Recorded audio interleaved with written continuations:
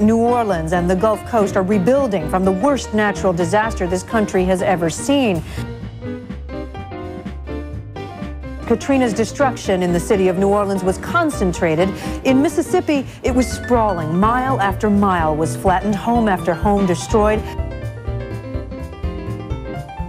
In what the White House points out is his 15th visit to the Gulf region, President Bush told residents in New Orleans that he sees improvements, that more families have returned and more homes have been rebuilt.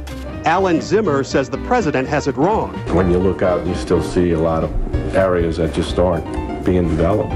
Nobody's doing anything. I mean, it's 2 years, a long time. 4 hospitals remain closed, and only 1 out of 7 is operating at pre-Katrina levels. A large number of doctors, nurses, lawyers, and other professionals haven't returned or are leaving town. And New Orleans is in desperate need of law and order. More than 160 people have been murdered in this city this year.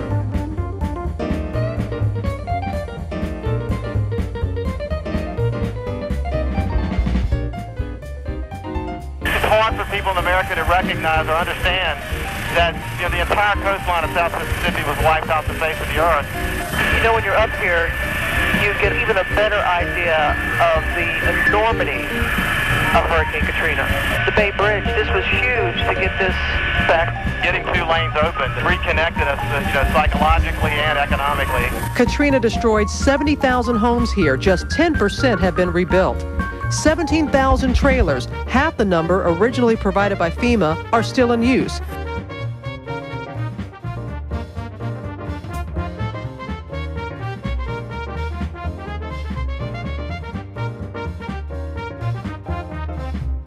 New Orleans has regained 68% of its pre-Katrina population. Education is making a comeback. 65% of the city's public schools will reopen this fall. And jobs are returning. 85% of employers there before the storm are now back in business. In fact, the economy is slowly coming back. 11 of Mississippi's 13 casinos, big employers, are back, employing 18,000 people. That's 1,000 more than before Katrina.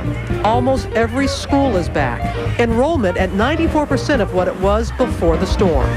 In fact, the population along the Mississippi Gulf Coast is nearly unchanged, 98% of what it was before the storm hit.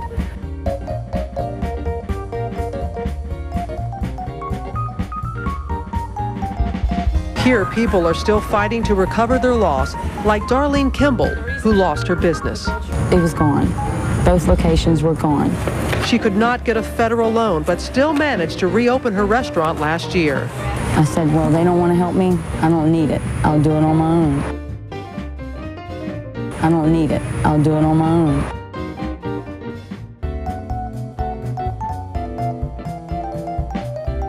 The most important lesson we learned from Hurricane Katrina was that buildings don't make a community, that people do. And once you understand that, leaving was never a choice.